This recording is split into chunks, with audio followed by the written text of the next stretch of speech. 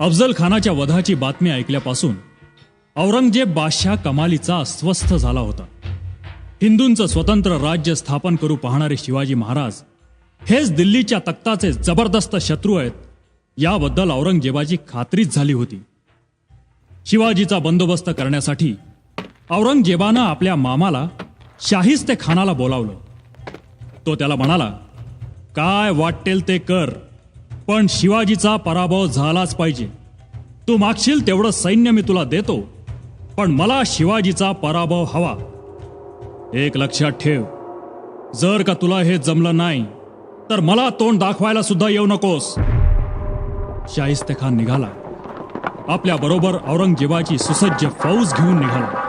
अनेक हत्ती, उंट, हजारो घोडे, दारू गोळ्याचे छकडे, तोफा, शस्त्रास्त्र, जे जे बरोबर घेणं शक्य होतं तेवढं सर्व साहित्य घेऊन शाहिस्ते खान निघाला. त्याची फौज सागरासारखी अवाढव्य होती. अजस्त्र लोंड्यासारखा तो स्वराज्यावर चाल करून आला. शाहिस्ते खानाला पक्की माहिती होती, डोंगरी किल्ल्यांशी झुंज घेणं आपल्याला परवडणार नाही आणि जमणार तर त्याहूनही नाही. शिवाजीशी लढाई करायची तर मैदानात, म्हणजे त्याला कुठेच लपता येणार नाही आणि आपलं काम फत्ते होईल. म्हणून खान आला तो थेट शिवाजीच्या पुण्यातील लाल महालात. तिथेच त्यानं आपला तळ ठोकला. खानाच्या अफाट सैन्यापुढे महाराजांच्या मावळ्यांचं काहीच चालेना. त्यांना मनाप्रमाणे संचार सुद्धा करता येईना. खान नागासारखा महालात बसला होता. शिवाजी महाराजांना मोठा प्रश्न पडला, या खानाला पुण्यातून कसा हुसकावून लावायचा. कारण समोरासमोर शिवाजी महाराजांना मोठा प्रश्न पडला, या खानाला पुण्यातून कसा हुसकावून लावायचा. कारण समोरासमोर लढणं केवळ अशक्यच होतं. महाराज विचार करू लागले. अचानक एक धाडसी विचार डोक्यात आला. ताबडतोब महाराज माँसाहेबांकडे गेले. माँसाहेबांनी शांतपणे त्यांची योजना ऐकली. डोळे बंद करून त्या शिवबाला म्हणाल्या, शिवबा, अरे शिवबा, तुझी योजना, पण बेत फसला तर प्राणाला धोका आहे रे शिवबा. माँसाहेब, तुमचे आणि भवानी मातेचे आशीर्वाद माझ्या पाठीशी असताना आमच्या प्राणाला कसलाही धोका नाही. आम्ही काळालाही भीत नाही, म्हणूनच आपल्याकडे परवानगी मागायला आलो. माँसाहेबांनी आशीर्वाद दिला. इकडे शाहिस्ते खान पुण्याचा बंदोबस्त चांगलाच वाढवला होता. वेशीच्या आत येऊन चौकशी होत होती.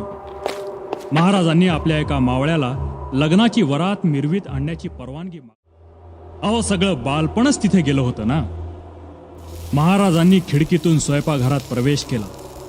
तिथे आचारी दुसऱ्या दिवसाच्या जेवणाची तयारी करण्यात मग्न होते. महाराजांना बघताच ते गोंधळले. त्यांना आरडाओरडा करण्याचा वेळ न देता त्यांची गठडी वळण्यात आली. तिथून सर्वजण खानाच्या शय्यागृहात शिरले. खान आपला शय्यागृहात घोरत पडला होता. आपल्या खोलीत प्रत्यक्ष काळ उभा आहे याची त्या बिचाऱ्याला कल्पना सुद्धा नव्हती. एवढ्यात खाली आरडाओरडा ऐकू आला. खानाची झोपमोड झाली. काय झालं, कसला दंगा सुरू आहे म्हणून बघण्यासाठी खिडकीतून खाली पाहू लागला. खाली वाड्याच्या चौकात त्याला मावळे दिसले. शिवाजीच्या मावळ्यांना पाहताच त्याला काही सुचेना. या अल्लाह असा आरडाओरडा करायला लागला. त्याच्या अंगात कापरं भरलं.